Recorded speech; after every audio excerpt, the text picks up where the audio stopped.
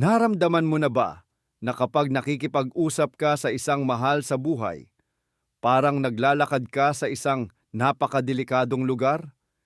Isang maling salita lang at bigla ka nang nagiging may sala sa lahat, kahit na sumisigaw ang iyong intuwisyon na may mali talaga.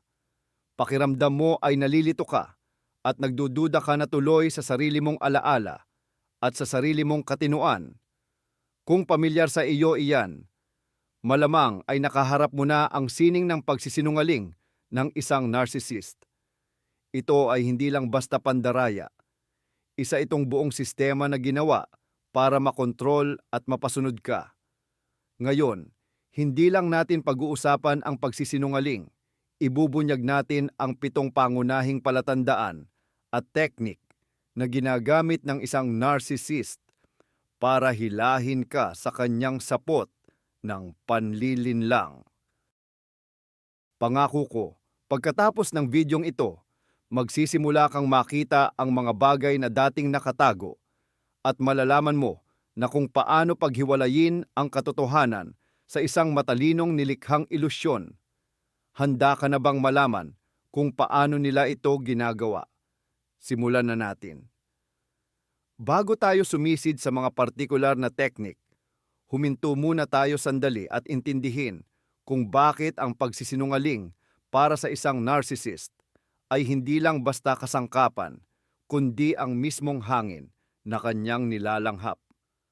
Sa kaibuturan ng narcissistic personality disorder, nakalagay ang isang marupok, halos walang laman na sarili. Upang itago ang panloob na kawalan at ang matinding pakiramdam ng hiya, lumilikha ang narcissist ng isang mapagmalaki pero ganap na huwad na imahe ng kanyang sarili. Perpekto, makapangyarihan at walang kapintasan. At ang buong buhay niya ay nagiging isang pagtatanghal sa teatro kung saan siya ang pangunahing aktor at direktor. Ang pagsisinungaling ang nagiging pundasyon ng teatrong iyon. Hindi lang ito kailangan para itago ang hindi magagandang ginawa tulad ng ginagawa ng isang normal na tao. Kailangan ito para suportahan ang mismong istruktura ng kanyang pagkatao. Anumang katotohanan o anumang pangyayari na salungat sa kanyang perpektong imahe ay tinitingnan bilang isang nakamamatay na banta. Kaya ang narcissist ay magsisinungaling, magpapaliko ng katotohanan, tatanggi at magmamanipula, hindi dahil siya ay isang masamang henyo, kundi dahil sa matinding takot na harapin ang realidad. Ang pag-unawa rito ang susi sa pagtuklas ng lahat ng kanyang mga gimmick. Hindi niya pinoprotektahan ang kanyang mga gawa. Pinoprotektahan niya ang kanyang ilusyon. Ayan, ang una at marahil ang pinakamapanlinlang na senyales ng pang-aabuso ay ang tinatawag nating gaslighting. Ang terminong ito ay nagmula sa pamagat ng dulang gaslight, kung saan sadyang ginugulo ng asawang lalaki ang isip ng kanyang misis. Pinipilit niya itong magduda sa sarili niyang pag-intindi sa realidad. Ganyan mismo ang ginagawa ng isang narcissist. Itatanggi niya ang lahat ng halatang nangyari. Sasabihin niya, hindi yan nangyari, gawa-gawa mo lang yan, o masyado kang sensitibo. Halimbawa, tanda mo na nangako siyang tutulong siya sa iyo ngayong Sabado. Pero pagdating ng Sabado, titingnan ka niya ng may malaking pagtataka at sasabihin, anong pinagsasabi mo? Hindi tayo nagkasundo diyan. Baka na naginip ka lang. Ang lakas niyang magsalita. Napakakumbinsido. Kaya naman magsisimula ka ng magduda. Baka nga ba, nagkamali ka lang talaga? Ang gaslighting ay hindi lang basta pagtanggi sa katotohanan. Isa itong sistematikong atake sa iyong pag-iisip o mental health. Ang target ng narcissist ay sirain ng lubusan ang iyong tiwala sa sarili mong memorya, sa sarili mong damdamin, at sa iyong matinong pag-iisip. Gusto niyang maging siya ang tanging pinanggagalingan ng katotohanan, ang nag-iisang tagapagpasya ng realidad. Kapag hindi ka na nagtitiwala sa sarili mo, magiging lubusan kang nakadepende sa kanya. Kaya niya nang manipulahin ka sa anumang paraan dahil sira na ang iyong panloob na gabay. Para itong mabagal na lason na unti-unting pumapatay sa pagtingin mo sa sarili hanggang sa maniwala ka na talaga na ikaw ang may problema at hindi ang kanyang panggagamit. Mahirap matukoy ang gaslighting dahil tinatamaan nito ang mismong pundasyon, ang paniniwala mo sa iyong sarili. Pag-usapan natin ng mas malalim ang gaslighting. Ginagamit ito ng mga narsista hindi nang basta-basta lang, kundi bilang isang planado at matalas na instrumento. Isa sa paborito niyang taktika ay ang pagtanggi o pag-iwas sa usapan. Kunwari, hindi niya maintindihan ang sinasabi mo o di kaya ay tatanggi siyang makinig. Halimbawa, sinusubukan mong pag-usapan ang masakit niyang pag-uugali, pero ang isasagot lang niya ay, "Ayoko munang pag-usapan yan," o "Eto na naman tayo, ganyan ka na naman," o "Ang babaw naman ng pinagsasabi mo." Sa ganitong paraan, hindi ka na niya binibigyan ng pagkakataong ipahayag ang damdamin mo.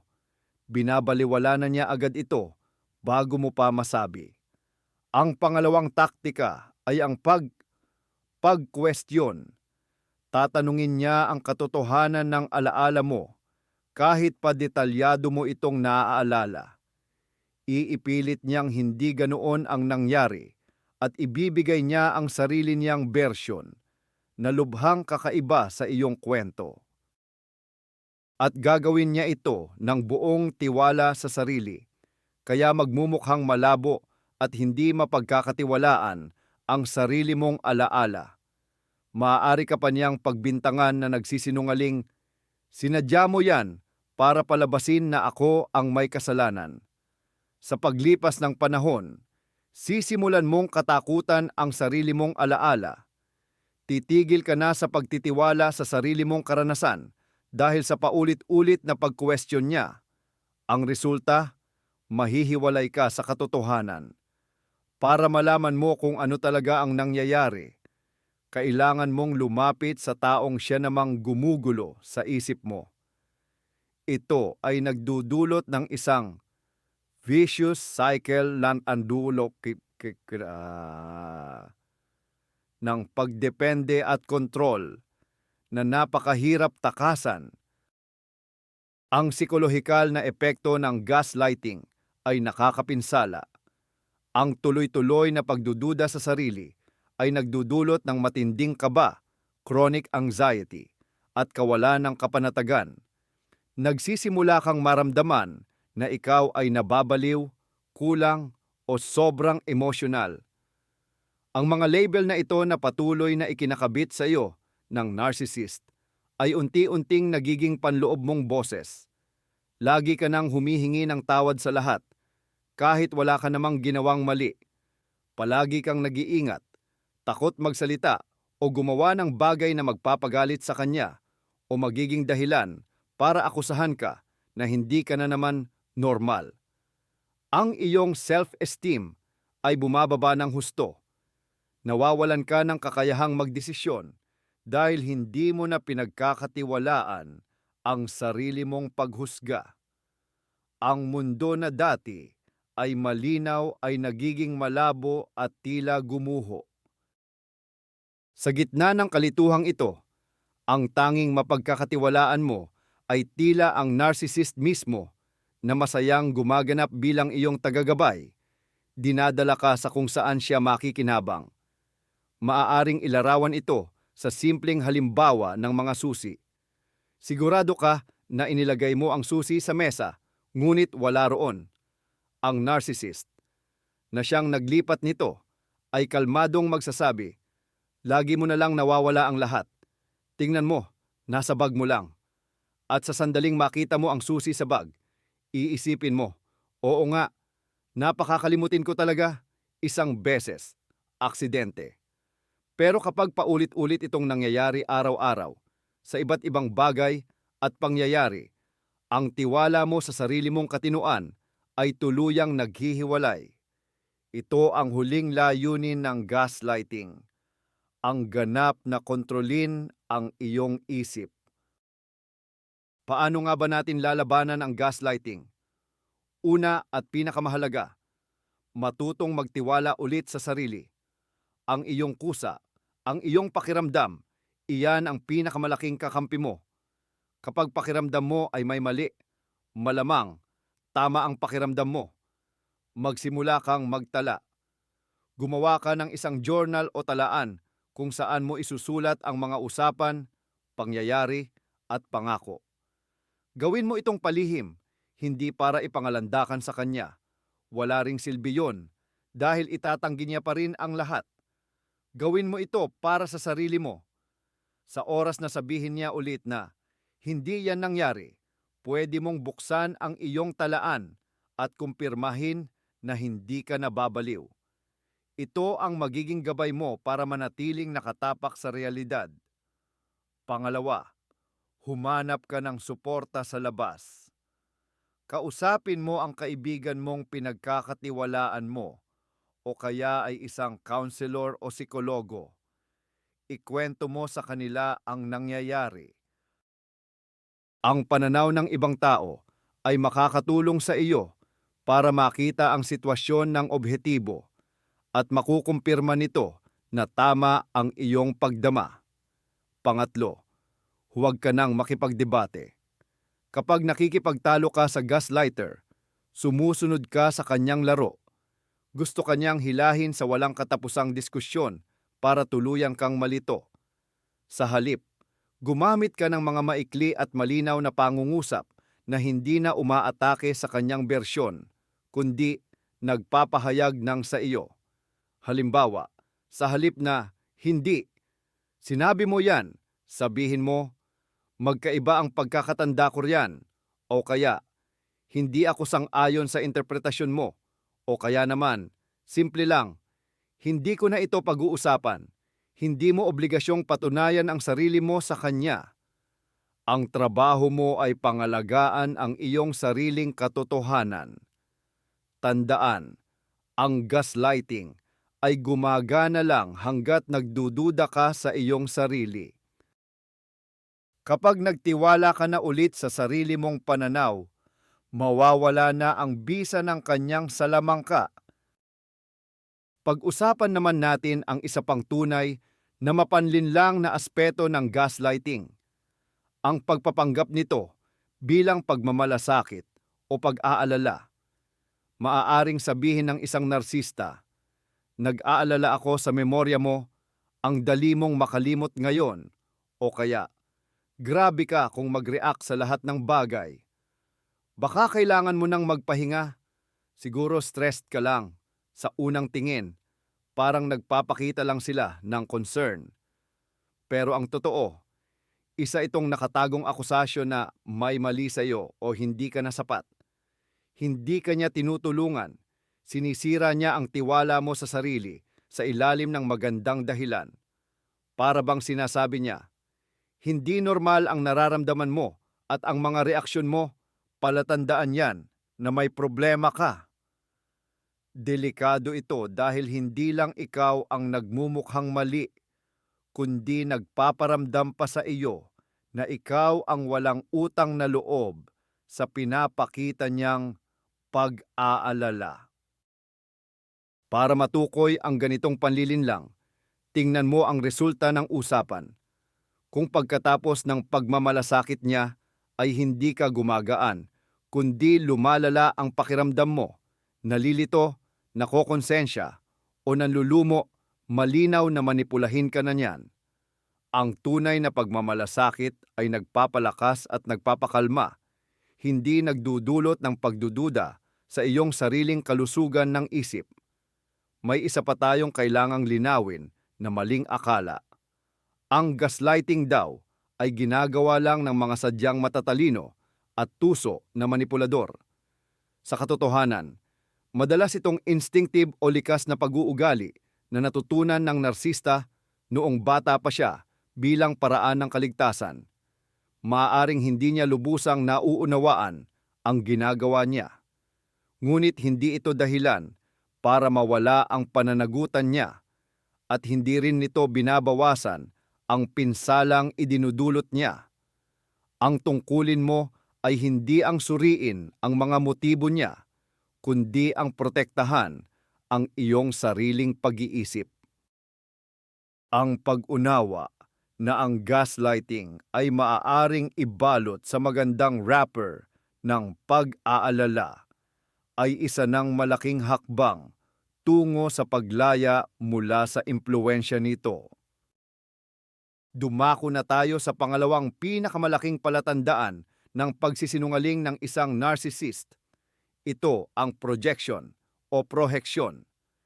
Ito ay isang mekanismong pangdepensa sa sikolohiya kung saan isinisisi o ibinibintang ng isang tao sa iba ang sarili niyang mga kaisipan, damdamin o katangian na hindi niya matanggap. Sa mas simpleng paliwanag, inakusahan ka ng narcissist ng mismong bagay na ginagawa o gusto niyang gawin. Ito ang paraan niya para makawala sa panloob na pagkabalisa at hiya.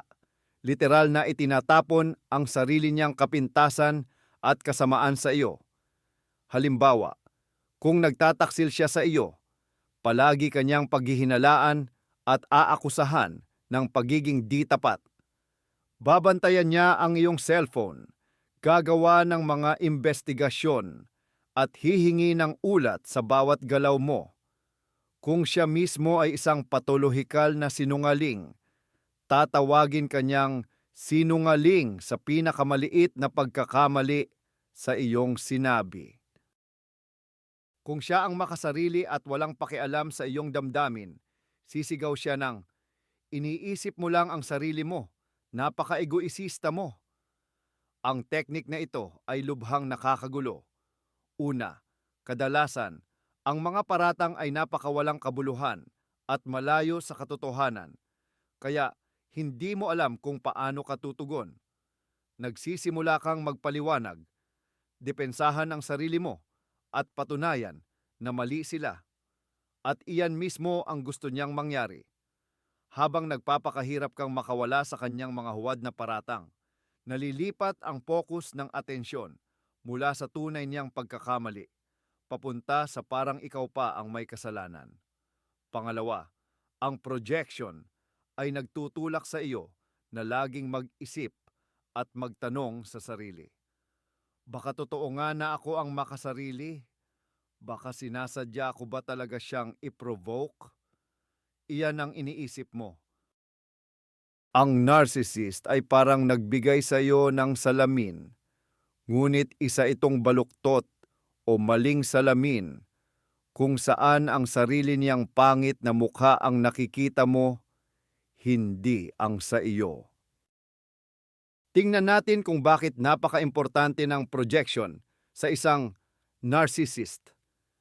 Gaya ng nabanggit na natin, ang pagkatao niya ay nakabase sa isang huwad at idealized na imahe ng sarili. Sa imaheng ito, walang puwang para sa mga katangiang tulad ng inggit, kasakiman, pagiging sinungaling o kawalang katapatan. Kapag nagpakita siya ng ganitong mga ugali, nagkakaroon ng cognitive dissonance. Hindi matanggap ng isip niya na siya, na sobrang perpekto at kahanga-hanga, ay kayang gumawa ng masama. Nagdudulot ito ng matinding hiya at nagbabanta sa buong istruktura ng kanyang pagkatao na kanyang binuo. At diyan na pumapasok ang projection. Hindi niya masabi sa sarili niya, "Nagsinungaling ako."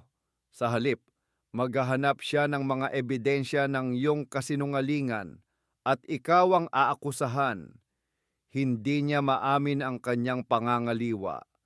Kaya naman, sasaliksikin niya ang mga senyales ng iyong kawalang katapatan. Sa pamamagitan ng paglilipat ng kanyang mga negatibong katangian sa iyo, para bang nililinis niya ang sarili niya. Sa pananaw niya, siya ulit ang mabuti at ikaw na ang masama. Ito ang paraan niya para mapanatili ang kanyang grandiose na imahe at takasan ang responsibilidad. Isipin mo ang isang bata na nakabasag ng plorera at agad sisigaw, sabay turo sa kapatid. Siya ang may gawa niyan. Ang narcissist ay ganun ding bata, nasa katawan lang ng matanda. Hindi niya kayang mag-self-reflect at tumanggap ng pananagutan.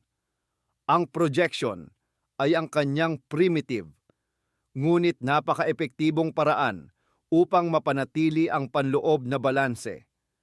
Kapag naiintindihan mo itong mekanismo, titigil ka na sa pagtanggap ng kanyang mga akusasyon ng personal. Masasalamin mo na hindi ito refleksyon ng iyong pagkatao, kundi isang sigaw ng kanyang nasaktang kaluluwa, mga sarili niyang takot at kapintasan na hindi niya kayang aminin. Paano ba natin malalaman kung proyeksyon yan o makatarungang kritisismo? Kasi minsan, totoo namang itinuturo sa atin ng ibang tao ang mga pagkakamali natin. Ang pangunahing kaibahan ay makikita sa tindi ng emosyon at sa kawalan ng batayan nito sa katotohanan. Ang proyeksyon ay laging sobra-sobra, walang lohika, at puno ng matinding galit o panghahamak. Global ang kanilang mga paratang. Hindi lang ito, nagpakita ka ng pagiging makasarili sa sitwasyong ito, kundi likas ka ng makasarili.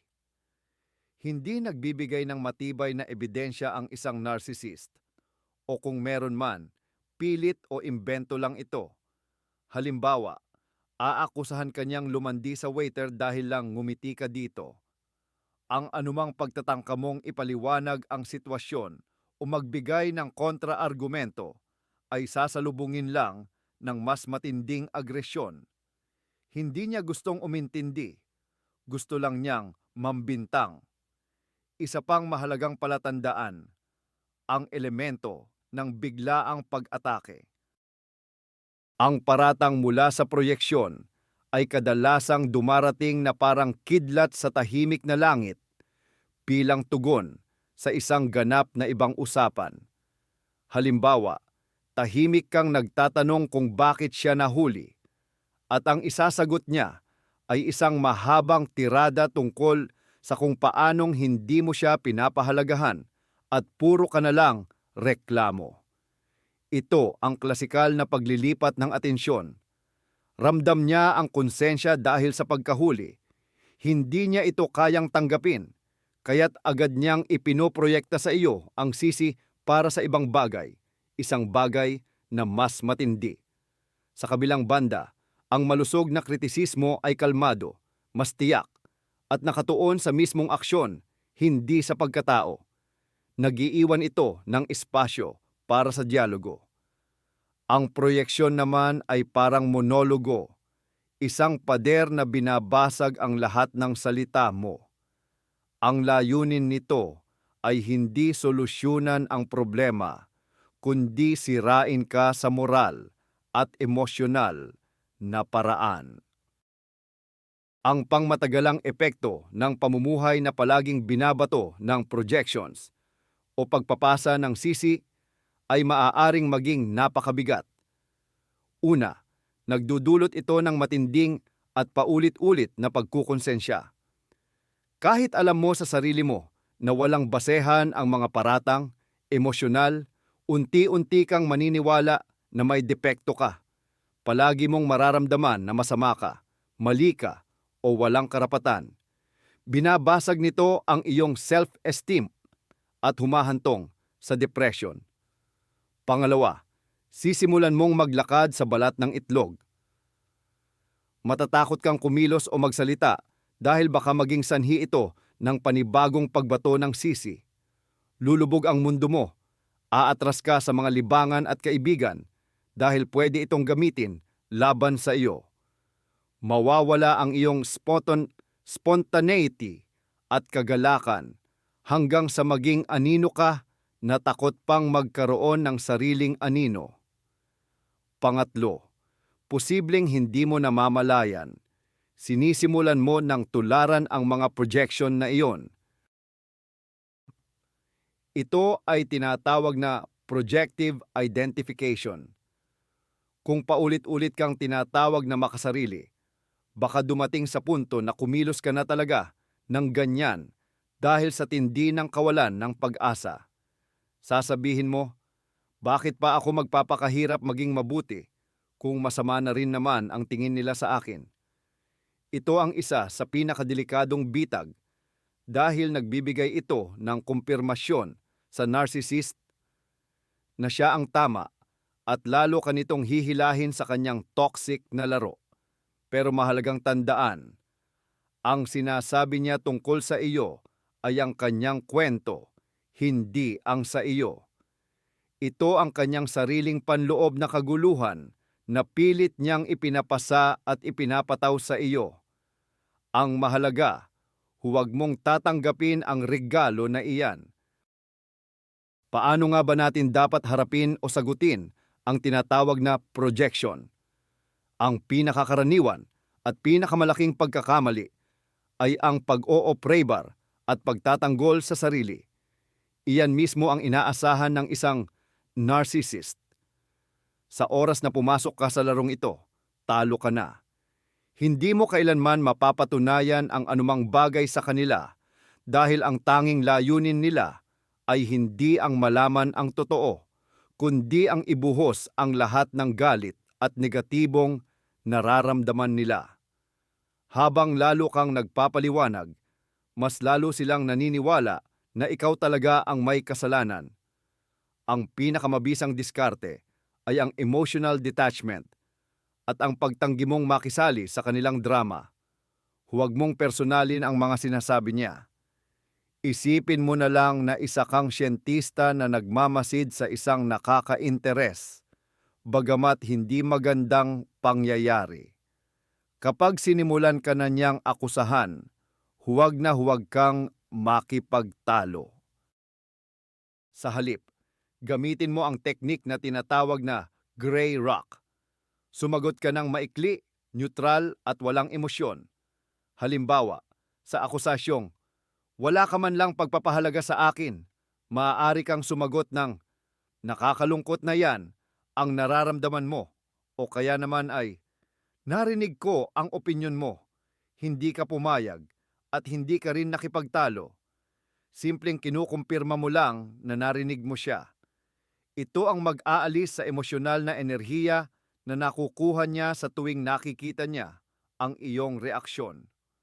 Ang isa pang mahalagang paraan ay ang pagtatatag ng mga hangganan o boundaries. Maaari mong sabihin, hindi ako handang pag-usapan ito habang ganyan ang tono mo. Balikan natin ito kapag kalmado ka na.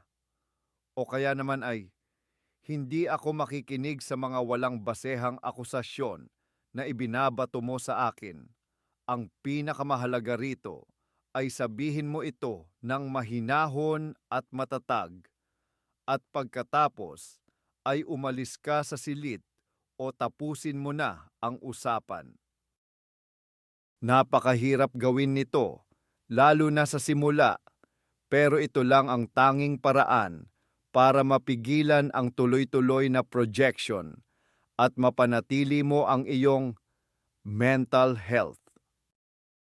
Ang pangatlo at madalas, hindi natutukoy na paraan ng pagsisinungaling ng isang narcissist ay ang panlilinlang sa pamamagitan ng pagtatago ng katotohanan at pagbibigay ng kalahating istorya o half-truth.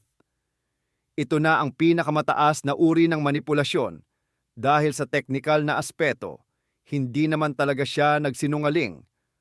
Ang ginagawa lang niya, tinatanggal niya o hindi niya sinasabi ang mga crucial na detalye na siyang magpapabago sa buong kwento.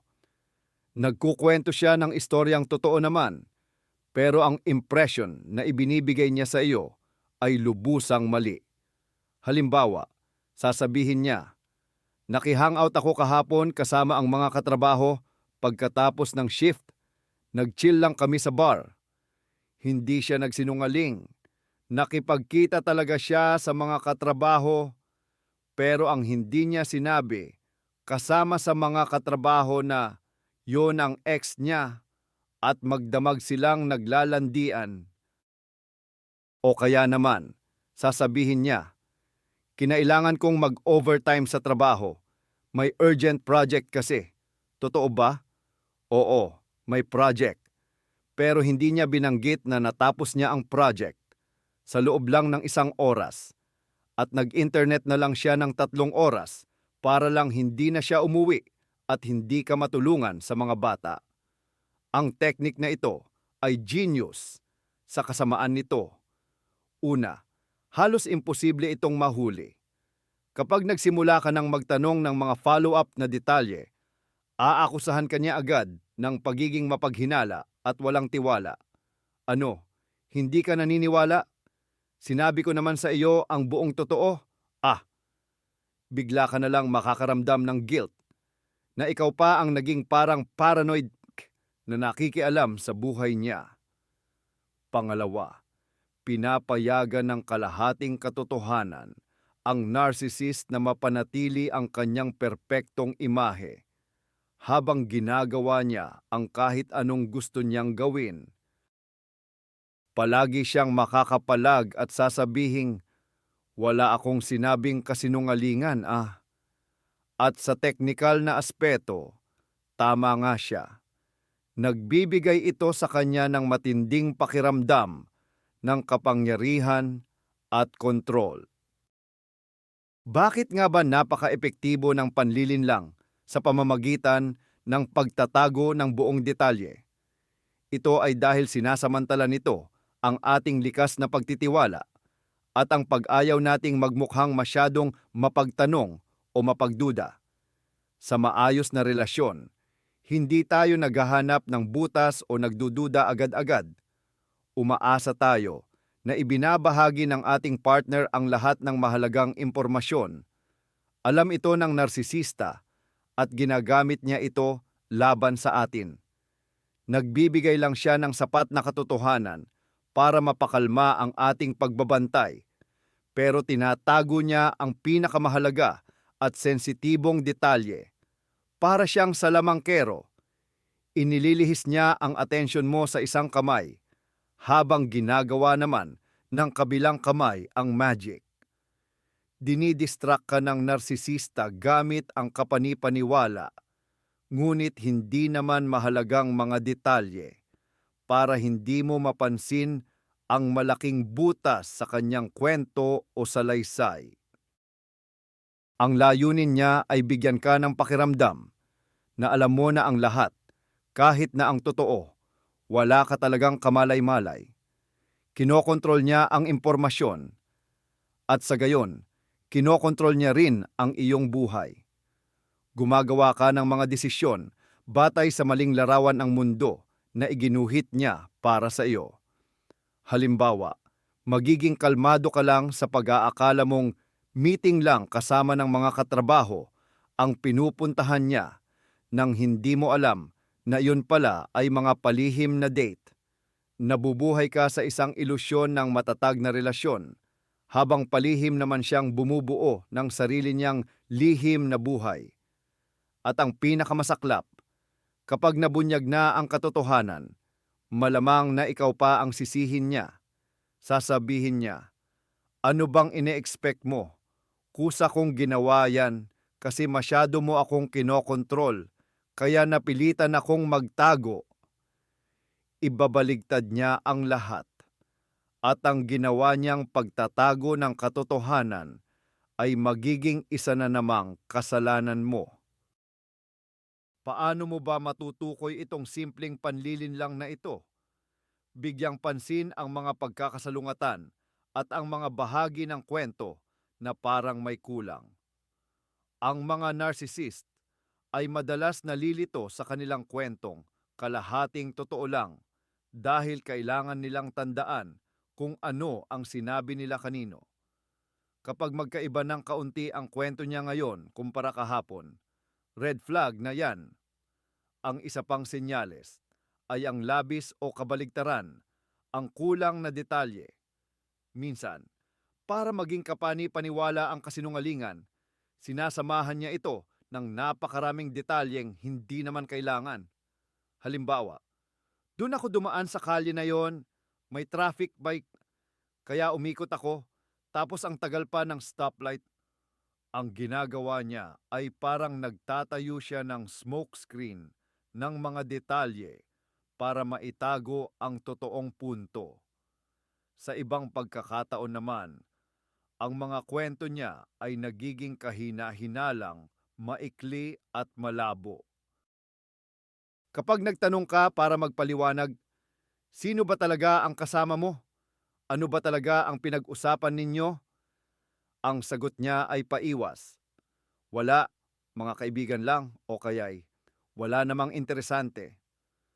Kung pakiramdam mo ay may hindi sinasabi ang lahat, magtiwala ka sa iyong intuition. Kung ang kwento niya ay parang Swiss cheese, puno ng butas, malamang, totoo ang hinala mo. At syempre, ang pinakamahalagang indikasyon ay ang reaksyon niya sa iyong mga tanong. Kung ang isang tao ay nagsasabi ng totoo, kalmado siyang sasagot sa mga paglilinaw.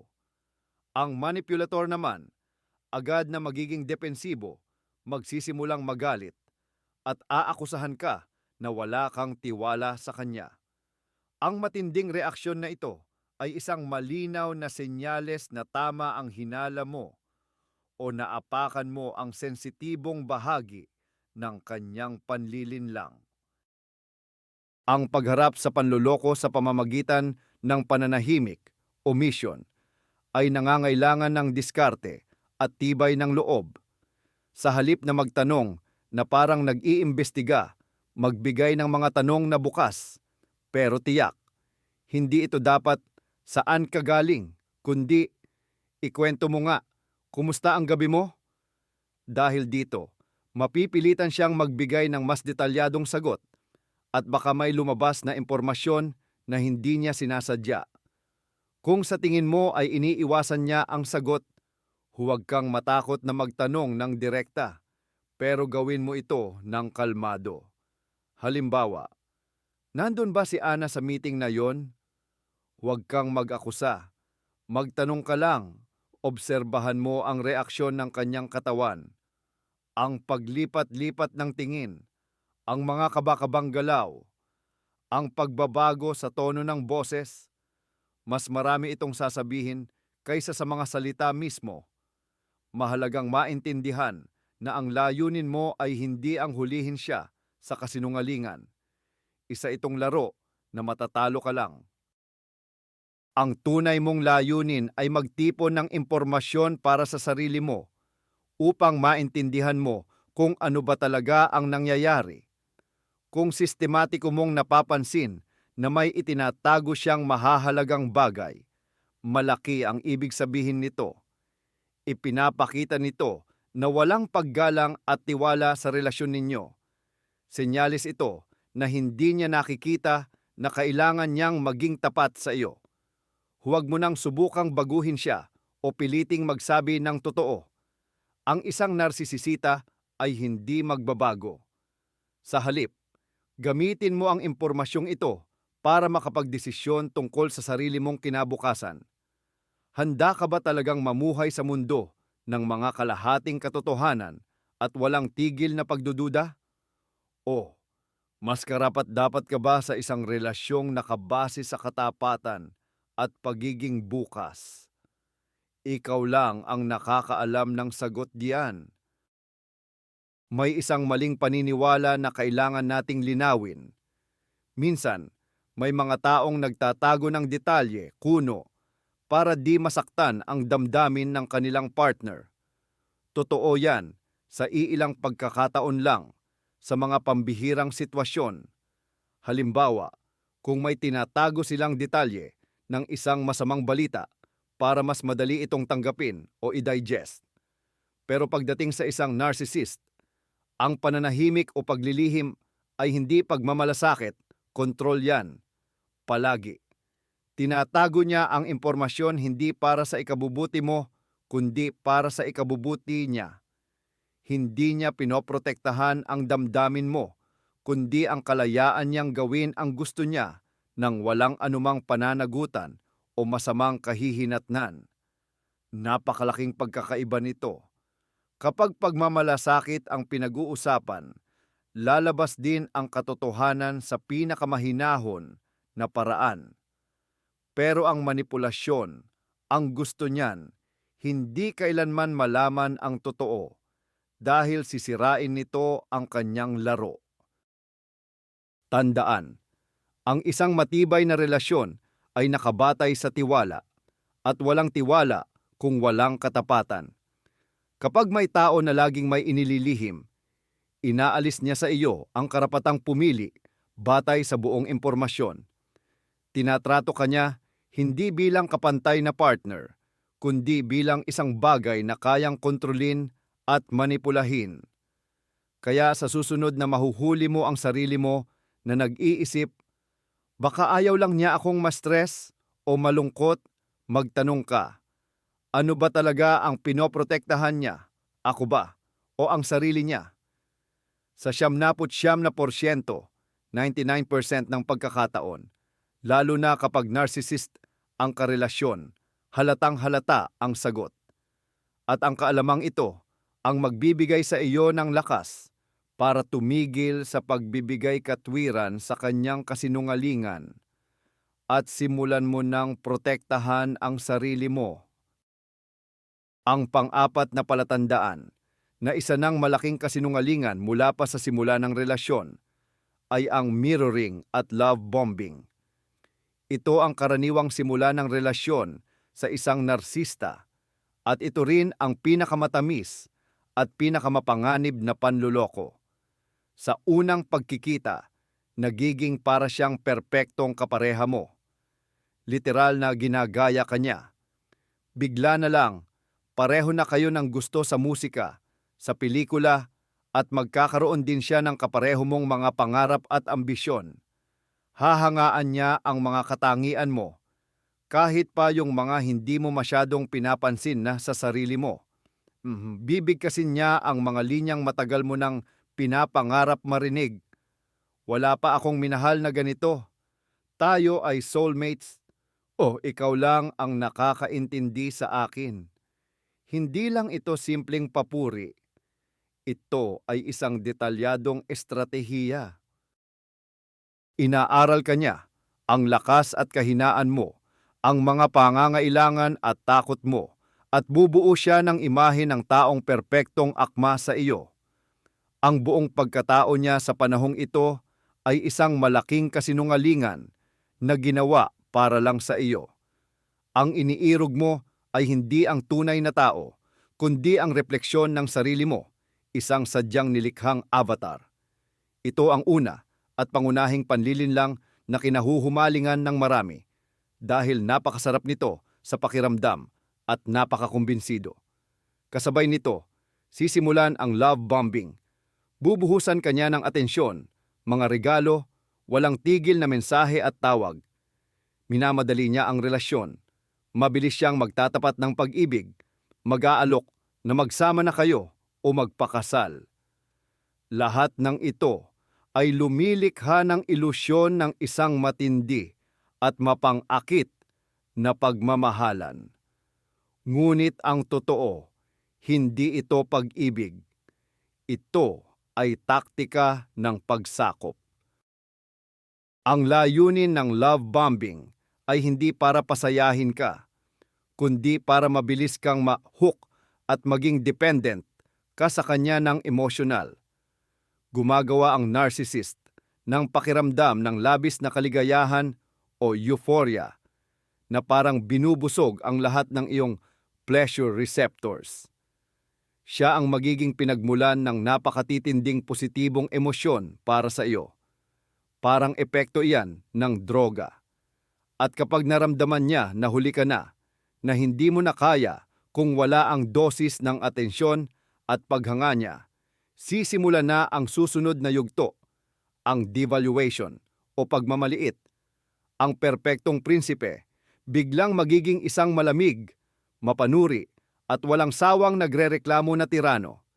Dito nalilitaw ang lahat ng kasinungalingan ng simula. Ang taong minahal mo ay hindi kailanman nag-exist. Maskara lang iyon, isang papel na ginampanan niya para lang makuha ka. Ang biglaang paglipat na ito mula sa idealization patungong devaluation ay isa sa pinakamasakit at pinakanakakalito sa relasyon mo sa isang narcissist. Hindi mo maiintindihan kung anong nangyari. Sinusubukan mong ibalik ang perpektong taong iyon noong una. Sisisihin mo pa ang sarili mo. Sisikapin mong maging mas mabuti o mas convenient. Pero wala nang silbi iyon. Ang sinusubukan mong ibalik ay isang multo. Ang tunay na siya ay nandyan sa harapan mo at wala siyang kahawig sa fairy tale na ipinagbili sa iyo. Ang pagkaunawa na ang buong simula ng inyong relasyon ay isang palanadong kasinungalingan. Iyan ay isang mapait, pero kailangang lunukin na tableta. Ang tinataghoy mo ay hindi ang nawalang pag-ibig, kundi ang ilusyon na ipinilit ipaniwala sa iyo. Paano mo ba malalaman kung totoo bang pag-ibig ang nararamdaman mo o isa lang itong love bombing? May ilang red flags na dapat mong bantayan. Ang una ay ang bilis ng pangyayari. Masyadong mabilis ang lahat. Halimbawa, ang taong halos hindi ka pa kilala ay nagsasabi na agad ng walang hanggang pag-ibig. Pinag-uusapan na ang future ninyong dalawa at pati na ang pagkakaroon ng mga anak. Ang isang malusog na relasyon ay unti-unting lumalago. Nagkakakilala muna kayo at ang tiwala ay lumalaki sa paglipas ng panahon. Pero ang isang narcissist, gusto niyang laktawan lahat ng proseso. Ang pangalawa ay ang tindi o intensity. Ang atensyon ng narcissist ay parang sobra-sobra na o kaya naman ay nakakairita na sa pagiging obsessive. Gusto niyang kunin ang lahat ng oras at espasyo mo at sinusubukan kanyang ihiwalay sa iyong mga kaibigan at pamilya. Madali siyang magtampo o magalit kapag gusto mong gumugol ng oras na hindi kasama siya. Ang taong tunay na nagmamahal ay rerespetuhin ang iyong personal space at ang mga social connections mo. Ang pangatlong flag ay ang idealization. Hindi lang siya nagmamahal sa iyo, kundi itinuturing kanyang isang Diyos o inilalagay kanya sa pedestal. Ikaw daw ang pinakamatalino, pinakamaganda o perfect. Masarap pakinggan, pero hindi ito makatotohanan.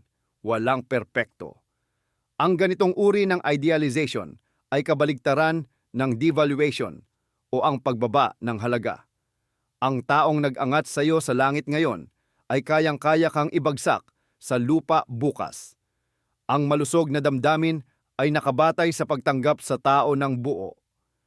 Kasama na ang lahat ng kaniyang flaws at kagandahan, hindi sa pagsamba sa isang imbento o haka-hakang imahe. Kung sa tingin mo ay too good to be true ang lahat, malamang totoo yan. Magtiwala ka sa iyong gut feeling o sa iyong kutob, lalo na kapag may bumubulong sa iyo na may mali sa sitwasyon. Ang bigat ng epekto kapag na-realize mo na naging biktima ka pala ng napakalaking panluloko. Pakiramdam mo, niloko ka, nagpakatanga ka, at ginamit ka lang.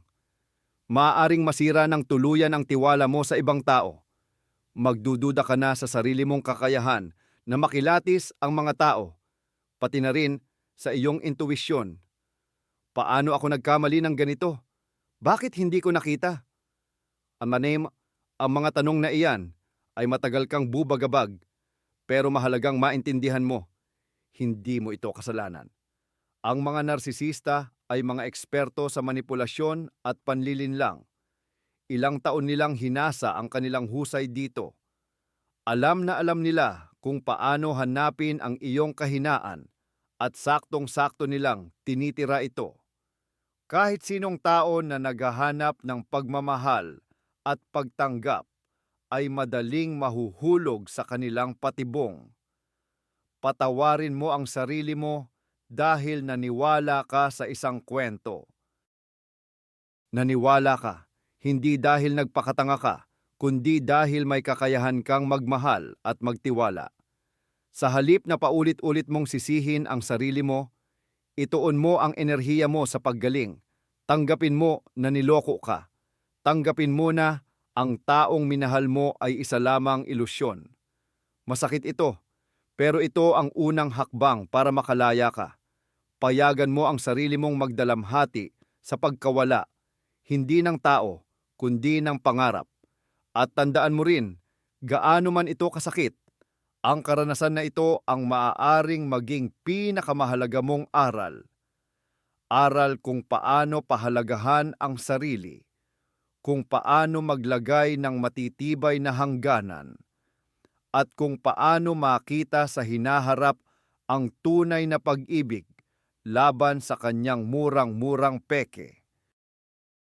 Mayroong isang maling paniniwala na dahil nagpakita siya ng sobrang effort noong una, ibig sabihin mayroon siyang magandang bahagi na kaya pang ibalik. Isa itong napakadelikadong ilusyon na nagpapanatili sa maraming biktima sa toxic na relasyon sa loob ng ilang taon. Nabubuhay sila sa pag-asang kung magiging sapat sila, sapat na mabait, sapat na mapagmahal, babalik ang prinsipe na nakita nila noong panahon ng love bombing. Ngunit hindi na siya babalik dahil wala naman talaga siya doon noong una pa man. Ang love bombing ay hindi pagpapakita ng kanyang mabuting panig. Ito ay isang malamig at kalkuladong pamamaraan para makamit ang kanyang layunin. Parang isang mangangaso na nag-iwan ng maganda at kaakit-akit na pain para lang mahulog ang hayop sa patibong. Wala namang iisip na mahal talaga ng mangangaso ang biktima niya, hindi ba? Ganon din ang sitwasyon dito. Hindi ka minahal ng narcissist sa simula. Ang totoo, nanghuhuli lang siya ng resources, ang iyong atensyon, paghanga, at enerhiya.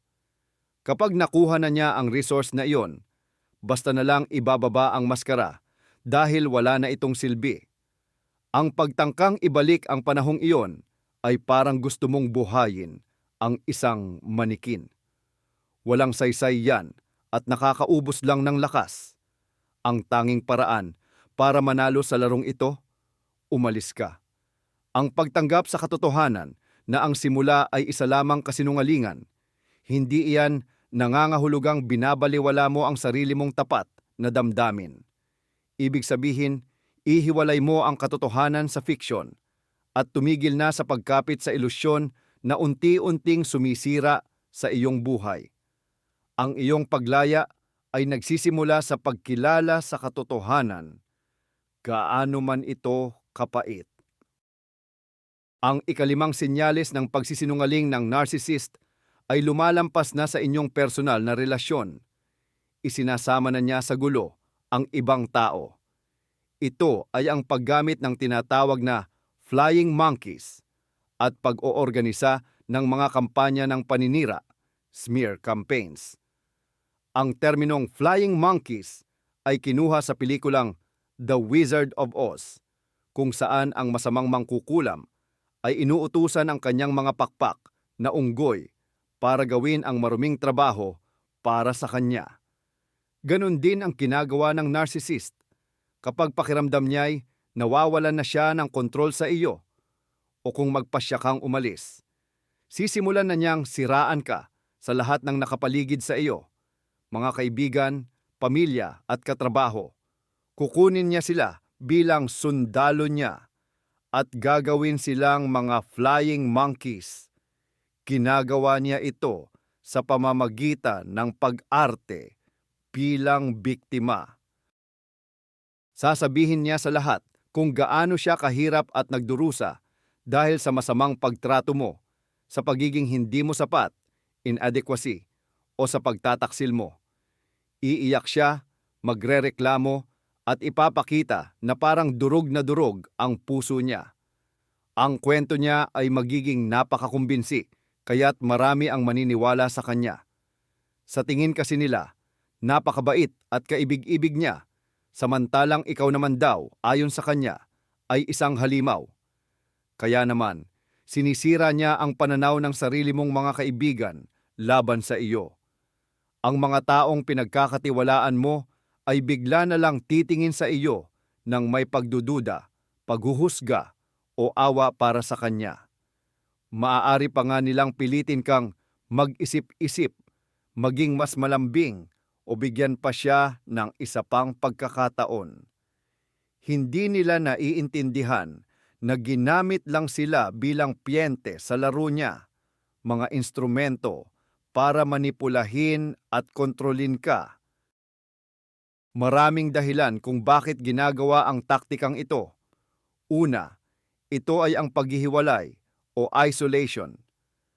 Sa pamamagitan ng pagsira sa iyong imahe sa mga taong nasa paligid mo, inaalis ng narcissist ang iyong suporta sa oras na kailangan mo ito ng sobra. Kapag hindi na naniniwala sa iyo kahit ang mga kaibigan at kamag-anak mo, mararamdaman mo na tila nag-iisa ka sa buong mundo. Pinapahina nito ang iyong desisyong lumayo at nagsisimula kang magduda sa sarili mong pagtingin sa sitwasyon. Hindi mo maiiwasang isipin, baka ako talaga ang may mali dahil lahat sila ganoon ang tingin. Pangalawa, ito ay ang pagkontrol sa narrative o kwento. Hindi pwedeng lumabas ang katotohanan tungkol sa ugali niya. Sisirain lang nito ang perpekto niyang imahe.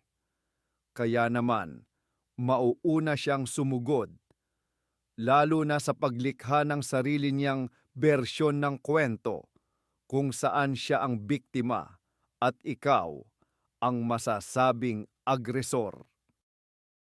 Ipinakakalat niya ang mga kasinungalingang ito ng malawakan para pag sinubukan mong sabihin ang totoo, wala nang maniniwala sa iyo. Ito ang tinatawag na smear campaign o kampanya ng paninira. Magsisinungaling siya tungkol sa iyo sa pinakamasamang paraan. Ipinipinta sa iyo ang mga ginawa mismo niya. Isa itong mas malaking uri ng projection na ikinakalat na sa maraming tao. Pangatlo, ito ay paghihiganti. Para sa isang narcissist, ang pag-iwan mo sa kanya ay isang narcissistic injury, isang hindi matanggap na insulto sa kanyang pagiging grandiose.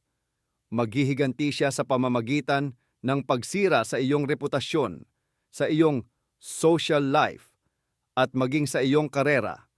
Gusto niyang magdusa ka at pagbayaran mo ang pagkakamaling naglakas loob kang tumanggi at iwanan siya.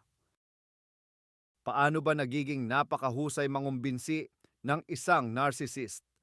Simple lang, marami siyang ginagamit na diskarte. Sinasimulan niya ang kanyang kampanya bago pa man kayo maghiwalay, palihim na nilalason ang balon o sinisira ang inyong reputasyon. Sa mga pribadong usapan o confidential lamang, nachismisan nila ng mga kaibigan ninyo, ipapahiwatig niya na ikaw ay hindi matatag, may problema sa pag-iisip o mahilig magdrama. Gagawin niya ito sa likod ng pagkukunwari na siya ay nag-aalala sa iyo. Nag-aalala ako sa kanya, hindi na siya ang sarili niya nitong mga nakaraang araw. Pagdating sa hiwalayan, handa na ang lupa. Handa na ang mga tao na paniwalaan ang kanyang bersyon ng istorya dahil matagal na siyang nagtanim ng buto ng pagdududa. Bukod pa rito, madalas na pinipili ng mga narcissist na maging mga tagasunod o flying monkeys nila ang mga taong naive, madaling maniwala o kaya naman ay may sariling narcissistic traits at mahilig makisali sa drama ng iba. Alam niyang hanapin ang tamang salita para sa bawat isa, pinaglalaruan ang kanilang damdamin, lalo na ang kanilang kagustuhang tulungan ang kawawa at malungkot na taong ito. Ang husay niya sa pag-arte bilang biktima ay umaabot sa hindi kapani-paniwalang antas. Kaya niyang umiyak sa harap ng maraming tao, maghawak kamay, at magpakita ng tapat na kalungkutan na tila kasalanan na ang pagdudahan pa ang kanyang mga sinasabi. Lumilikha siya ng isang malakas na koalisyon laban sa iyo at mapupunta ka sa sitwasyon kung saan kailangan mong ipagtanggol ang iyong sarili laban sa mga kasinungalingan na kumakalat na parang apoy sa kagubatan. Anong dapat gawin kapag ikaw ang tinatarget ng paninira? Una at pinakamahalaga, huwag kang magpaliwanag o magpakaabala sa mga taong nagpapakalat ng kasinungalingan. Wala na yang saysay. Kumampi na sila sa kabilang panig. Anumang pagtatangka mo na ipagtanggol ang sarili mo ay gagamitin lang nila para palabasin na nag-i-hysterical ka o hindi ka maayos mag-isip. Masasayang lang ang lakas at pasensya mo. Sa halip, ituon mo ang atensyon mo sa mga taong nanatili sa panig mo. Sila, yung mga taong nakakakilala sa iyo at hindi naniwala sa mga kasinungalingan. Sila ang mga tunay mong kaibigan. Pahalagahan at sandalan mo sila. Pangalawa, panatilihin mo ang iyong dignidad. Huwag mong bababaan ang sarili mo sa level niya. Huwag kang gaganti ng paninira. Yan mismo ang inaasahan niyang gawin mo. Anumang emosyonal na reaksyon mo ay gagamitin niya para patunayan na tama siya. Ang iyong pananahimik at kalmadong paninindigan ang iyong pinakamahusay na sandata. Nakakagulo ito sa isip niya at nakakasira sa plano niya. Pangatlo, kung ang kasinungalingan ay nakaaapekto na sa reputasyon mo sa trabaho o mayroon ng direktang paninira na maaaring humantong sa legal na aksyon, idokumento mo ang lahat. I-save ang mga screenshot, messages at emails. Maaaring kailanganin mong kumonsulta sa legal na tulong. At ang pinakamahalaga, tandaan mo na lalabas din ang katotohanan sa paglipas ng panahon. Hindi tanga ang mga tao. Sa kalaunan, makikita nila ang mga butas sa kanyang mga kilos at makikita nila ang kanyang totoong kulay. Ikaw naman, sa pagdaan sa pagsubok na ito, ay lalo lang lalakas at matututo kang makilala ang tunay na kaibigan mula sa mga dumaan lang sa buhay mo. Tanggalin na natin ang isa pang maling paniniwala. Kailangang ipaglaban ang iyong mabuting pangalan at patunayan sa lahat ang katotohanan. Natural at madaling maintindihan ang ganyang kagustuhan. Pero kapag ang kalaban mo ay isang narsisista, ang pakikipaglabang iyan ay isa lang bitag. Hihilahin ka niya sa isang pampublikong digmaan kung saan siya ay mas sanay at mas walang limitasyon sa moralidad. Handa siyang magsinungaling, magmaniobra at gumamit ng pinakamaduduming taktika. Bilang disenteng tao, malamang hindi ka handa sa ganyan. Kapag pilit mong pinatutunayan ang sarili mo sa lahat, nananatili kang emosyonal na nakakabit sa kanya at sa sitwasyon. Patuloy ka lang naglalaro sa kaniyang laro. Ang tunay na paglaya ay darating kapag wala na sa iyo kung ano ang iniisip niya at ng kaniyang mga alipores tungkol sa iyo. Hindi dapat nakasalalay ang iyong halaga sa sarili sa opinyon nila. Alam mo ang totoo. Alam ng mga taong malapit sa iyo ang totoo. Iyon lang, sapat na. Ang enerhiya na gagamitin mo sa walang kwentang pakikipaglaban ay mas mainam na gamitin sa pagbuo ng bago at masayang buhay mo. Sa paglipas ng panahon, mawawalan ng bisa ang mga kasinungalingan niya dahil ang iyong sariling realidad na matagumpay, tahimik at masaya ang magiging pinakamahusay na sagot sa lahat ng kaniyang paninira. Mag-focus ka sa sarili mo, sa iyong paggaling at sa iyong kinabukasan. Ito ang pinaka-epektibong paraan upang manalo sa digmaang ito sa pamamagitan ng pagtangging sumali. Ang pang-anim na palatandaan ng pagsisinungaling ng isang narcissist ay ang kanyang kahangahangang galing sa pag-iwas sa sagot sa pamamagitan ng pagpapalit ng paksa at paglihis ng atensyon, na kilala rin bilang deflection. Ito ang kanyang signature move kapag sinasandal mo na siya sa pader dahil sa mga hindi mapapasubali ang ebidensya o katotohanan. Isipin mo ito, nahuli mo siyang kitang-kita sa kasinungalingan, may hawak ka pang ebidensya, at mahinahon pero matatag mo itong sinabi sa kanya. Parang wala na siyang lusot, di ba? Pero biglang magsisimula ang palabas. Sa halip na sagutin ang direkta mong akusasyon, bigla niyang maalala ang isang pagkakamali mo 3 taon na ang nakalipas.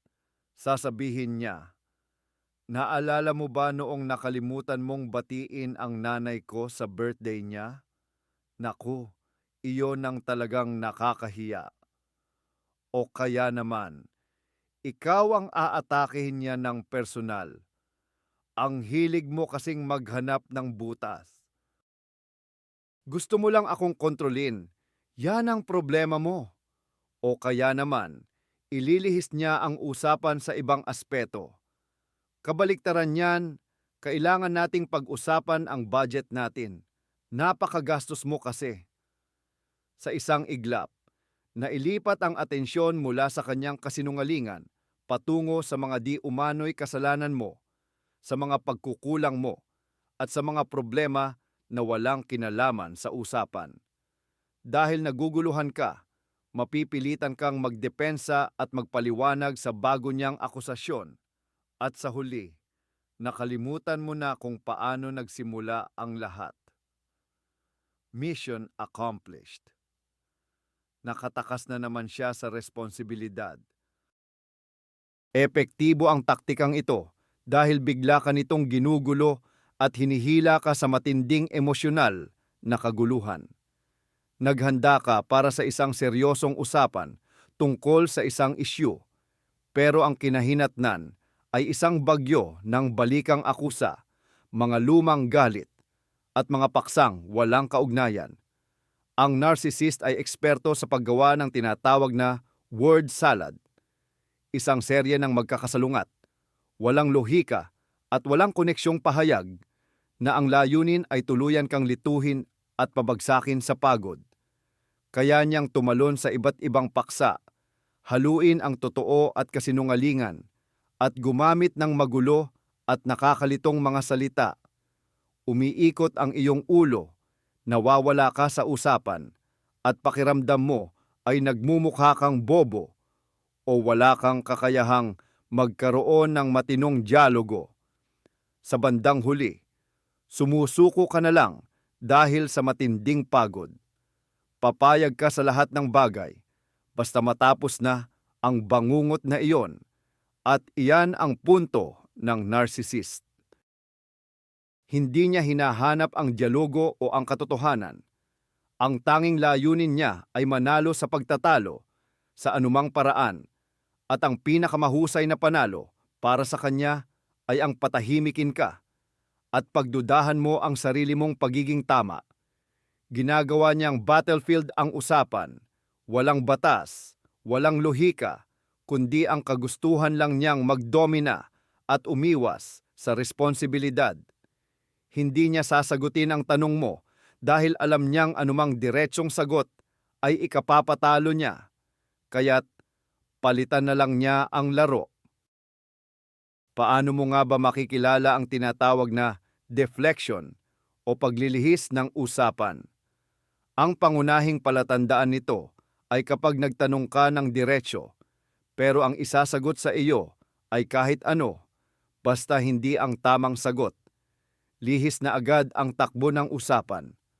Sa halip na pag-usapan ang kaniyang ginawa, bigla mong pag-uusapan ang sarili mong pagkatao, ang mga pagkakamali mo dati, o kaya naman ay kung ano-anong malalim na pilosopikal na problema. Isa pa sa mga sinyales ay ang biglaang pagbabago sa emosyon.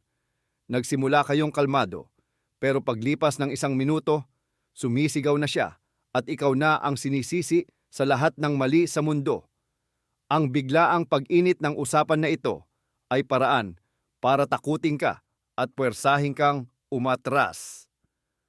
Pansinin din ang paggamit ng mga generalization o panglahatang pahayag tulad ng ikaw lagi o ikaw kailanman, hindi. Ang mga linyang ito ay naglilihis ng usapan mula sa isang partikular na pangyayari patungo sa mas malaking pagtalakay sa pagkatao mo, kung saan, sa simula pa lang, ikaw na ang masama. At syempre, ang klasikong taktika, ang paglalaro ng victim card. Bilang tugon sa reklamo mo, magsisimula siyang magreklamo kung gaano siya nahihirapan, kung gaano mo siya hindi na-appreciate, o kung gaano na siya kapagod.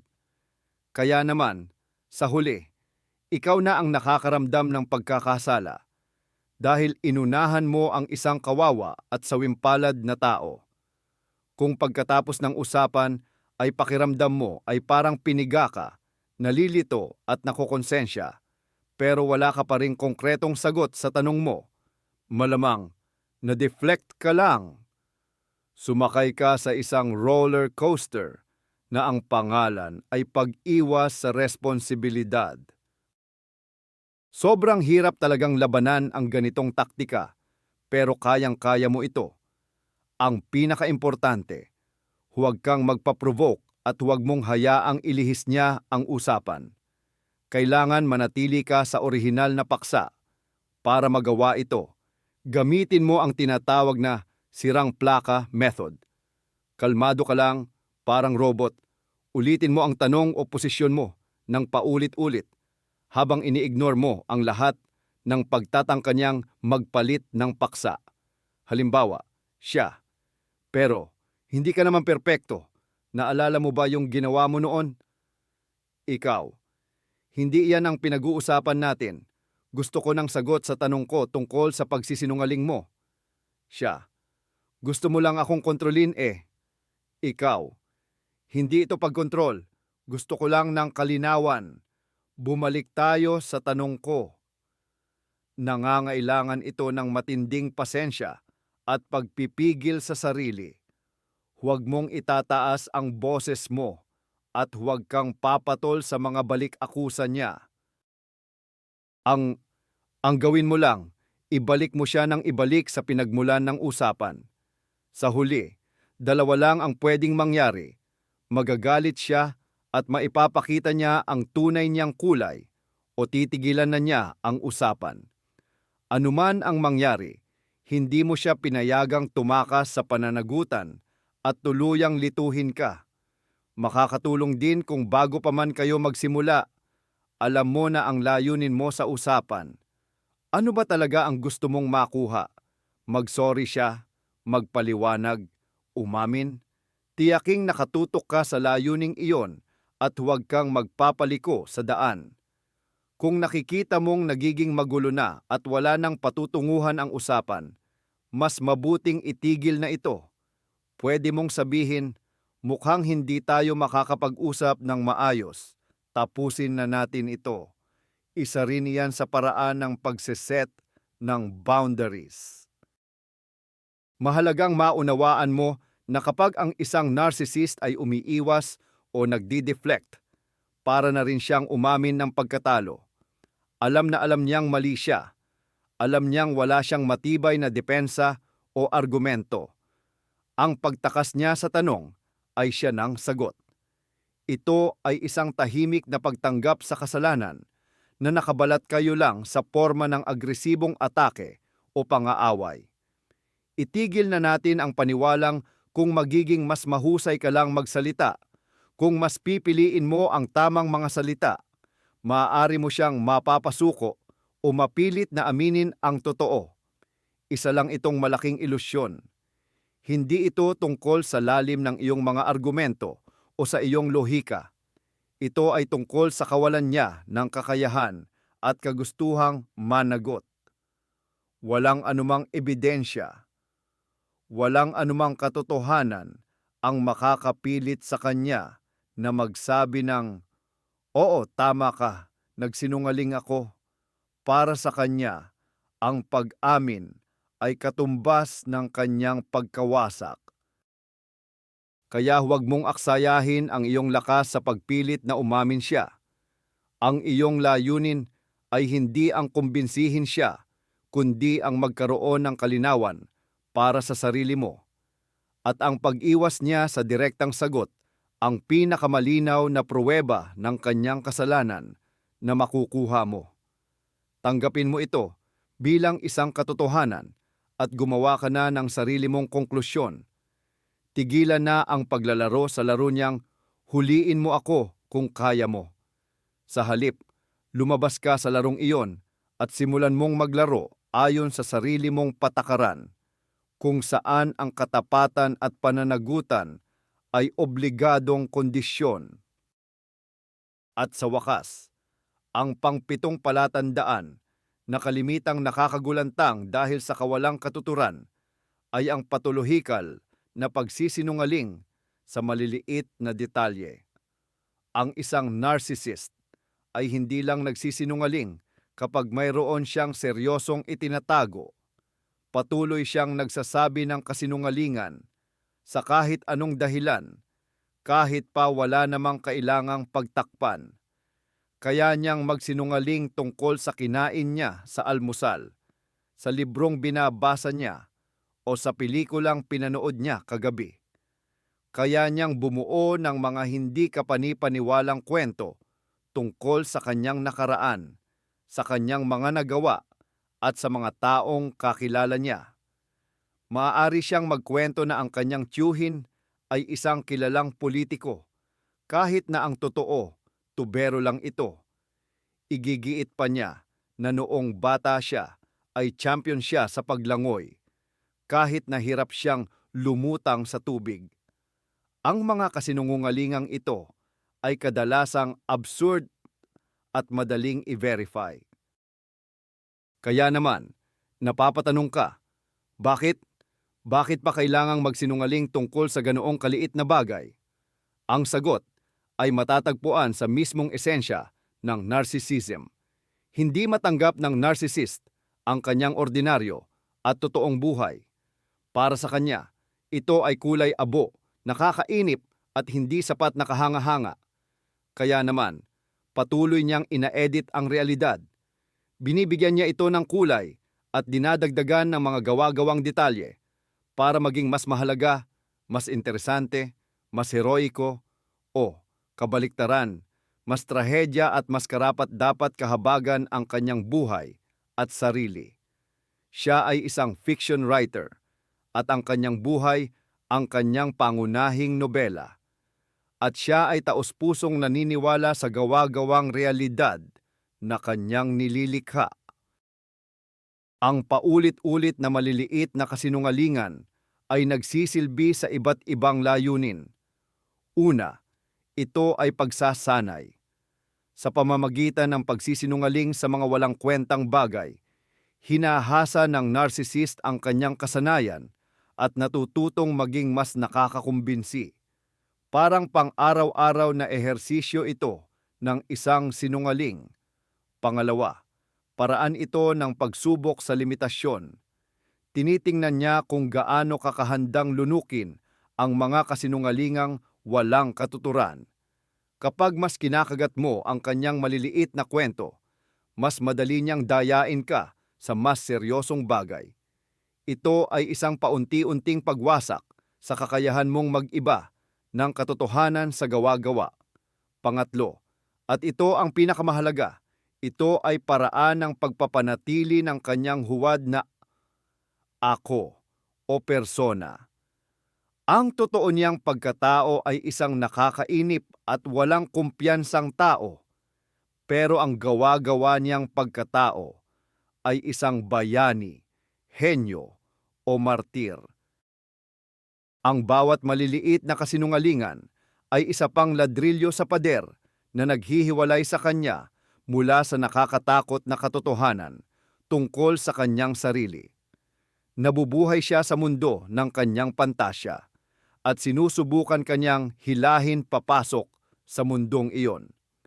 Kapag nakikinig ka sa kanyang mga kwento, hindi ka lang nakikipag-usap sa isang tao, nakikilahok ka sa kanyang palabas, sa kanyang sariling tanghalan.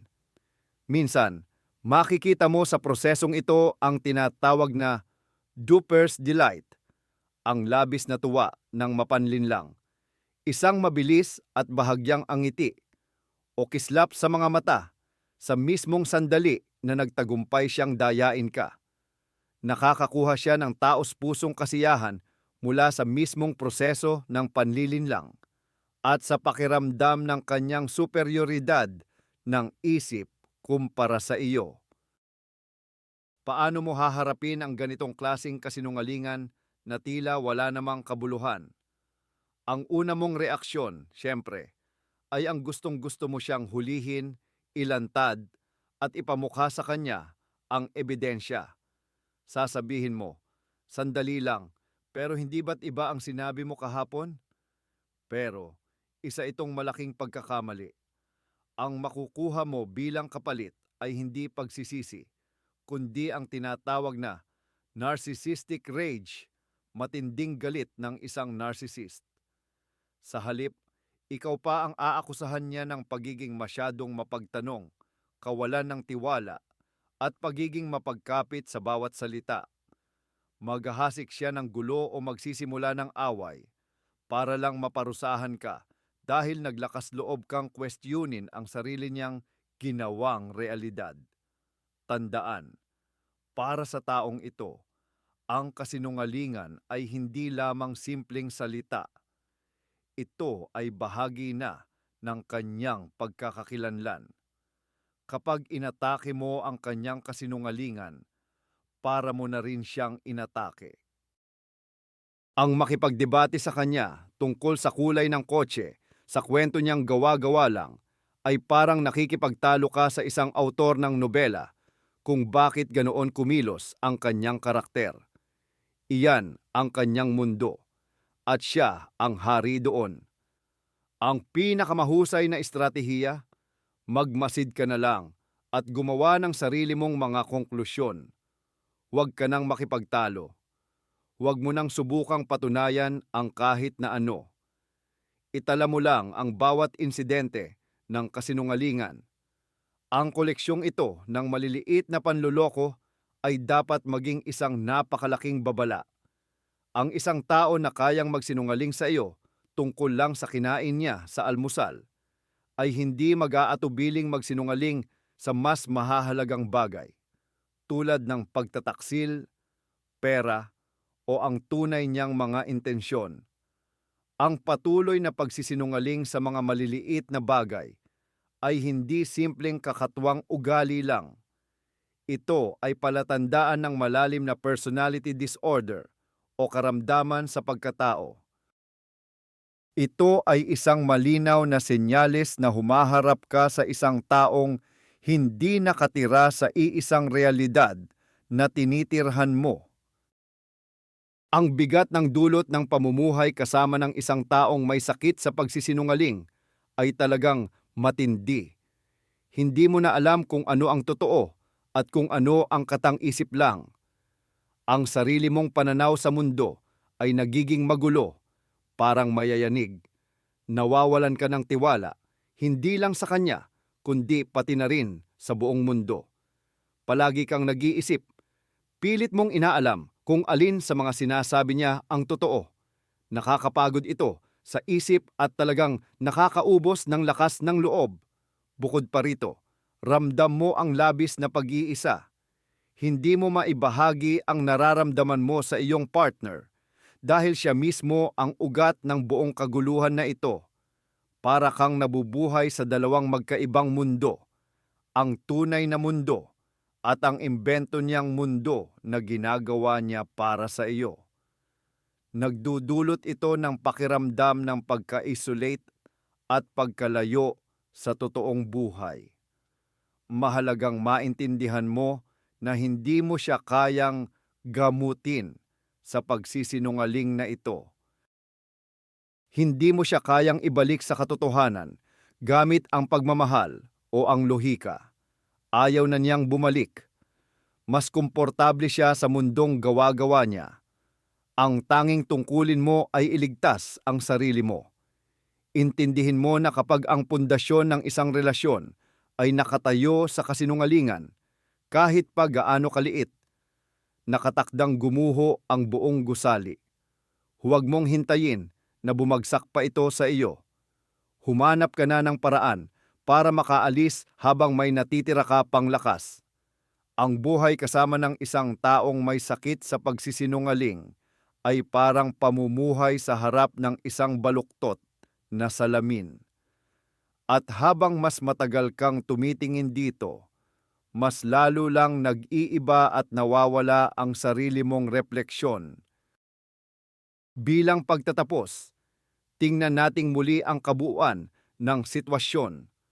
Ang kasinungalingan ng isang narcissist ay hindi lang isang simpleng gawain, kundi isa itong kumpletong sistema na bumabalot sa lahat ng pakikipag-ugnayan niya sa mundo. Hindi siya nagsisinungaling dahil lamang sa may pakinabang siya, kundi dahil hindi niya ito maiwasan. Ang mismong pagkatao niya ay isang kasinungalingan, at lahat ng mga teknik niya, ang gaslighting, projection, pananahimik, love bombing, kampanya ng paninira, deflection, at patolohikal na pagsisinungaling sa maliliit na bagay. Lahat yan ay kasangkapan lang para mapanatili ang pangunahin at fundamental na kasinungalingang ito. Gumagawa siya ng sarili niyang gawa-gawang mundo kung saan siya ang bida at ang lahat ng iba ay mga karakter lang sa drama niya. Hinihingi niya na mamuhay ka sa mundong iyon ayon sa kanyang mga patakaran. May iniaalok siyang papel sa iyo, at kung tatanggi ka, sisikaping sirain ka niya. Ang pinakamahalagang bagay na dapat mong maunawaan ay ito: hindi ito tungkol sa iyo. Hindi ka kailanman magiging sapat na mabuti, sapat na maunawain, o sapat na mapagmahal para lang huminto siya sa pagsisinungaling. Ang kasinungalingan niya ay walang kinalaman sa iyo. Ito ang kanyang panloob na mekanismo para mabuhay. Ang subukang baguhin siya ay parang pagsubok na turuan ang isda na lumipad. Sayang lang ang oras at lakas mo at mapupunta ka lang sa wala. Ang tanging paraan ay ang tanggapin na nakikipag-ugnayan ka sa isang taong nabubuhay sa ibang realidad at hinding-hindi magtatagpo ang iyong at ang kanyang realidad. Kapag ang isang karaniwang tao ay nagsinungaling, maaari ninyo itong pag-usapan, alamin ang ugat at makahanap ng solusyon.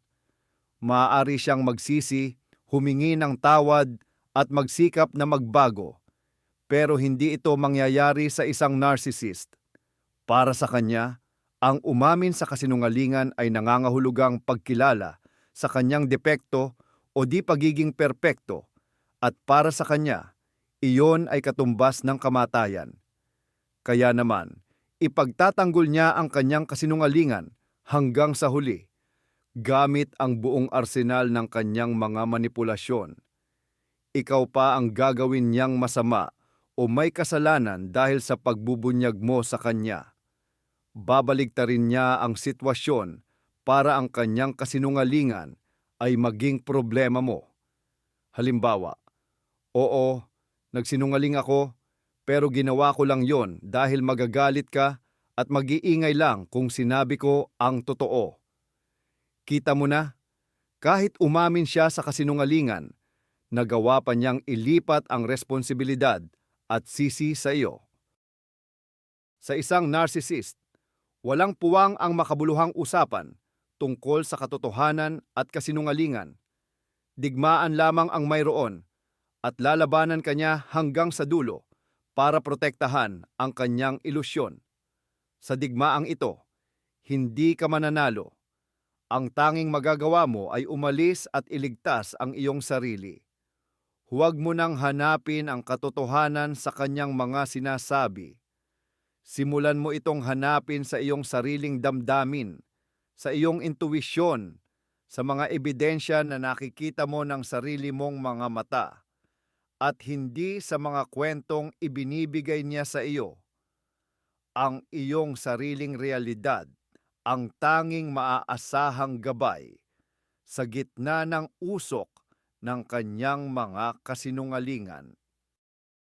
Ang pagkilala sa 7 senyales na ito ang magiging unang hakbang mo tungo sa tunay na kalayaan. Sa sandaling makita mo na ang mga pattern na ito, hindi ka na magiging biktima na walang malay. Nagiging isang tagamasid ka. Kapag nakita mo siyang nag-a-apply ng gaslighting sa loob mo, sasabihin mo, "Aha, alam ko na ito. Hindi na ako madadaan diyan." Naririnig mo ang kanyang mga projection at naiintindihan mo na hindi ikaw ang pinag-uusapan niya, kundi ang sarili niya. Napapansin mo ang mga paglilihim niya at alam mo nang may itinatago siyang mahalagang impormasyon sa iyo. Ang kakayahang makita ang mga manipulasyon niya nang malinaw ang siyang mag-aalis ng kapangyarihan niya sa iyo. Hindi natatalab ang kanyang salamangka. Maaari pa siyang magtangkang humila ng mga strings, pero hindi ka na niya papet. Hindi ka na naniniwala sa mga kwento niya, hindi ka na nagpapadaig sa mga paratang niya, at hindi ka na nasasama sa mga drama niya. Nakamit mo na ang emosyonal na kalayaan bago mo pa man tuluyang iwanan ang relasyon na iyan. Ang kaalamang ito ay ang iyong baluti. Pinoprotektahan nito ang iyong kaisipan, ang iyong self-esteem, mamon, at ang karapatan mo sa sarili mong realidad. Tandaan, hindi ka nag-iisa. Milyon-milyong tao na ang nakaranas ng pinagdaanan mo. Magbasa ka, maghanap ng suporta, at magtiwala sa sarili mo. Ang pag-alis sa sapot ng kasinungalingan ng isang narcissist ay mahaba at mahirap na daan, pero ito ang magdadala sa iyo sa isang totoo, tapat, at masayang buhay. Isang buhay kung saan hindi mo na kailangang magduda sa sarili mo at sa mga nakikita ng sarili mong mga mata. Mahalaga ring tandaan o unawain na ang isang narcissist ay hindi magbabago. Maraming tao, kapag nalaman nilang narcissist ang kanilang partner, ang sumusubok na iligtas o pagalingin ito. Iniisip nila na kung bibigyan lang nila ito ng sapat na pagmamahal o kung ipapaliwanag nila kung gaano ito kamali, magigising ito sa katotohanan at magbabago. Ito ang pinakamapanganib at pinakamapanirang puri na ilusyon. Ang Narcissistic Personality Disorder, NPD-TA, ay itinuturing na isa sa pinakamahihirap gamutin o kalagayan na hindi madaling tumugon sa therapy. Karamihan sa mga narcissist ay hindi naghahanap ng tulong dahil sa kanilang pananaw, wala silang nakikitang problema sa kanilang sarili. Ang problema, sa tingin nila, ay palaging nasa ibang tao. At kahit pa mapunta sila sa isang therapist o psychologist, halimbawa, dahil sa pamimilit ng partner madalas, ginagamit lang nila ang therapy upang matutong magmanipula ng mas husto at mas tuso. Hindi sila naghahanap ng lunas o paggaling, naghahanap sila ng bagong tool o pamamaraan. Ang pagtatangka mong baguhin siya ay titingnan niya bilang kritisismo o isa na namang atake sa kanyang dakilang ako, grandiose self, at magdudulot lamang ito ng galit at dagdag na manipulasyon. Bitawan mo na ang pag-asang iyan. Hindi mo kayang baguhin ang ibang tao. Ang kaya mo lang baguhin ay ang sarili mo at ang iyong buhay. Tanggapin mo siya kung sino siya. Isang taong walang kakayahang maging tapat o makaramdam ng empatiya. At magdesisyon ka kung handa ka bang gugulin ang iyong buhay sa piling ng ganyang klase ng tao. Ngayon, dumako na tayo sa pinakaimportante, ikaw mismo. Ang mga taon na inubos mo sa relasyon kasama ang isang narcissist ay nagiiwan talaga ng malalalim na sugat. Lalabas ka sa relasyon na wasak ang tiwala sa sarili, may matinding pagkabalisa, anxiety, at hirap ng magtiwala sa ibang tao. Kakailanganin mo ng oras para muling matuto kang magtiwala sa sarili mo, sa nararamdaman mo, at sa kung paano mo nakikita ang mundo. Normal lang yan. Hayaan mo ang sarili mo na magkaroon ng oras. Maging mabait ka sa sarili mo at maging pasensyoso. Ang proseso ng paggaling ay isang paglalakbay pabalik sa tunay mong sarili. Ito ang panahon na muli mong makikilala ang totoong ikaw, ang iyong mga gusto, mga pangangailangan, at ang iyong mga boundaries o hangganan. Matututo kang magsabi ng hindi. Matututo kang unahin ang sarili mo. Matututo kang magsaya sa mga simpleng bagay na hindi na kailangan ng approval o pagtanggap ng ibang tao. Posibleng kailanganin mo ang tulong ng isang profesional, isang psychologist, na may karanasan sa mga biktima ng narcissistic abuse. Hindi ito tanda ng kahinaan.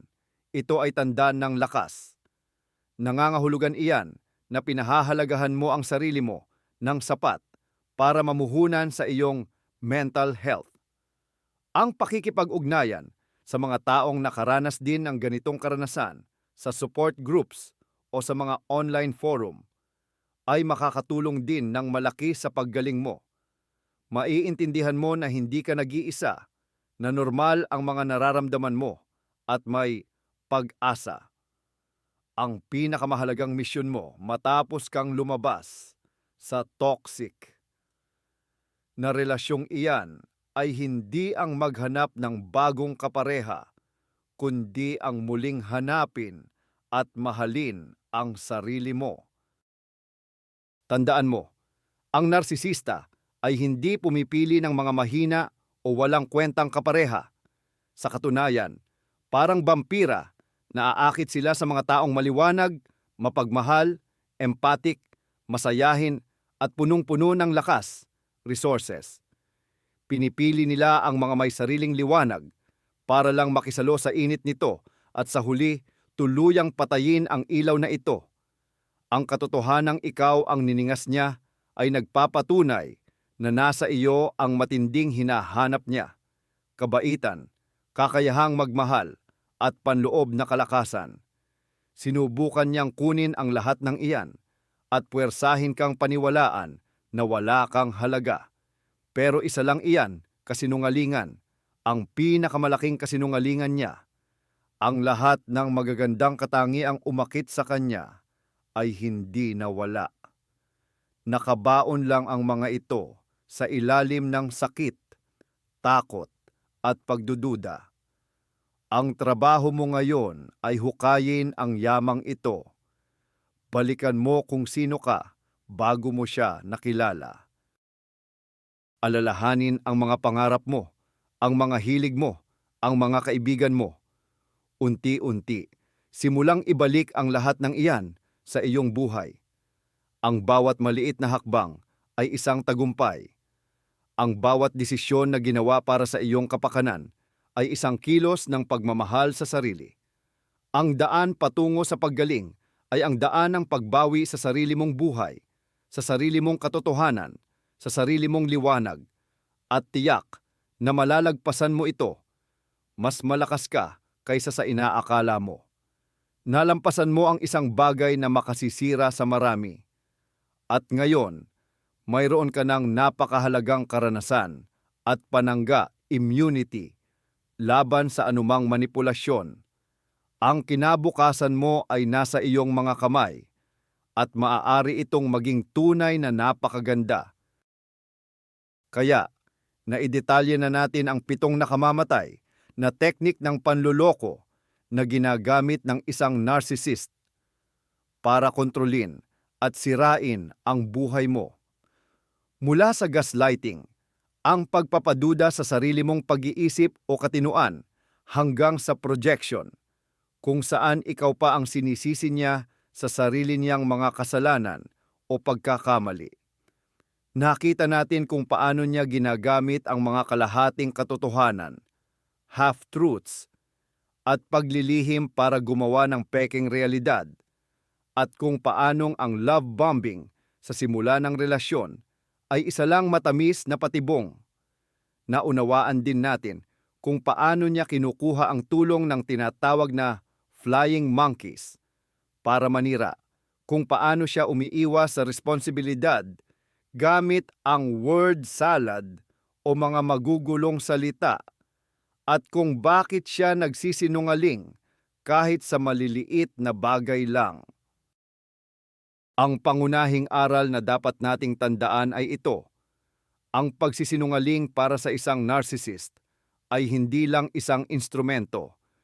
Ito na mismo ang pagkatao niya. Ang makasama siya ay ang mamuhay sa mundo niya ng pantasya, kung saan walang saysay ang katotohanan, at ang nararamdaman mo ay isa lang istorbo. Pero ang pinakakakaiba, ang pinakamalaking kasinungalingan niya ay ang iparamdam sa iyo na mahina at walang kwenta ka. Hindi iyan totoo. Ikaw ay malakas. May kakayahan kang makita ang katotohanan at nararapat kang mamuhay ng may katapatan at respeto. Maraming salamat sa panunood ng mahalagang video na ito hanggang sa dulo. Kung nakita mo ang sitwasyon mo sa mga inilarawan namin, tandaan mo, hindi ka nag-iisa at mayroong paraan para makaalis diyan. Siguraduhin mong mag-subscribe ka sa channel para hindi mo ma-miss ang iba pang video tungkol sa relationship psychology. At mag-like kung nakatulong sa iyo ang diskusyon na ito. Ngayon, gusto ko namang magtanong sa iyo, alin sa mga teknik ng panloloko na ito ang madalas mong naranasan? Ibahagi mo ang iyong kwento sa comments section. Ang karanasan mo ay maaaring maging ilaw para sa mga nasa kadiliman pa at naghahanap ng daan patungo sa katotohanan. Magtulungan tayo